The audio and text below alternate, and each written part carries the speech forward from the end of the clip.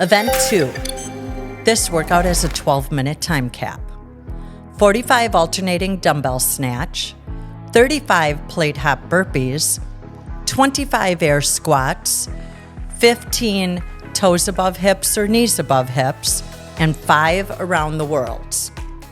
At the top of each minute, starting at 0, the team will perform 6 Medball pass sit-ups. Your score for this workout is the time to complete all reps. If your team goes to the 12-minute time cap, add 1 second for each rep not completed. Workout flow. This workout is you go, I go format. One athlete works while the other rests, except for the sit-ups. At 3, 2, 1, go, one athlete will pick up the med ball and both athletes will start doing the sit-ups. Once they have performed 6 sit-ups, one athlete will start doing the alternating single-arm dumbbell snatch. Once all 45 reps are completed, one athlete will start the plate hop burpees. Once all 35 plate hop burpees are completed, one athlete will begin the air squats. Once all 25 air squats are completed, they will move on to the toes above hips or knees above hips. Once all 15 reps are completed, they will move on to the around the worlds. Athletes may switch off at any time, and there is no minimum work requirement for any movement except for the sit-ups. At the top of every minute, the working athlete will stop what they are doing, and both athletes will complete 6 Medball pass sit-ups and then continue the workout where they left off. The workout ends when all work is completed or the clock hits 12 minutes. Movement standards. Medball pass sit-ups. Both athletes begin sitting on the ground facing each other. Your feet may be touching, but you may not use them to anchor each other's feet down. Ab mats are allowed, but not required. One athlete will pick the med ball up, and both athletes will lie back for the sit-up. When they come up, they will pass the ball to the other athlete.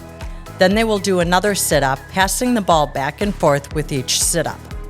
You may either keep the med ball at your chest or bring it overhead when you lay back. You may not toss the med ball to each other. Alternating dumbbell snatch. The dumbbell snatch will start with the dumbbell on the ground. The athletes must lift the dumbbell overhead in one motion. A clean and jerk is not allowed. The athlete must alternate arms after each repetition. Athletes must switch hands when the dumbbell is on the ground. The non-lifting hand or arm may not make contact with the legs or any other part of the body during the repetition. At the top, the athlete's arm, hips, and knees must be fully locked out with the dumbbell clearly over the middle of the athlete's body. The rep is credited once the athlete reaches lockout. Dropping the dumbbell will result in a no rep. Plate hop burpee.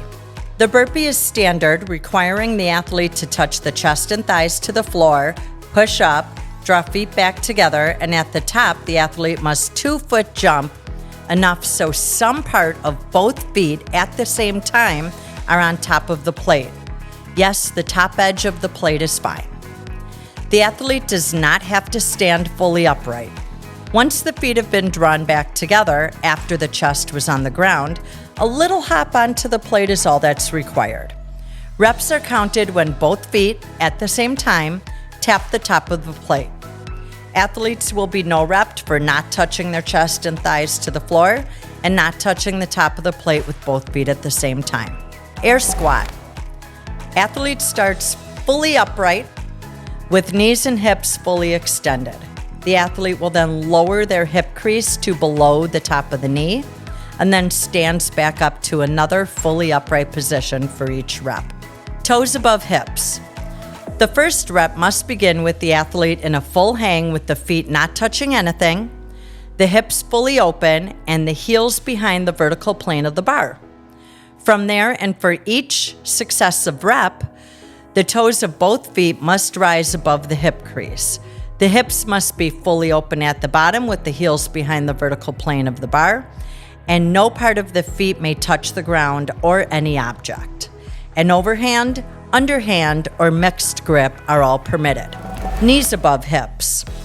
The first rep must begin with the athlete in a full hang with the feet not touching anything, the hips fully open, and the heels behind the vertical plane of the bar. From there, and for each successive rep, both knees must rise above the hip crease.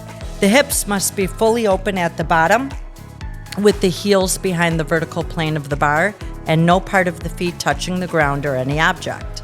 An overhand, underhand, or mixed grip are permitted.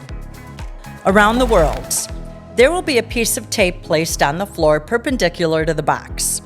The athlete will start with one hand on each side of the tape and either their toes for all divisions or knees, allowed for a novice and masters, on the top of the box. The athlete will then walk their hands around the box until they return to having one hand on each side of the tape. One full rotation around the box equals 1 rep.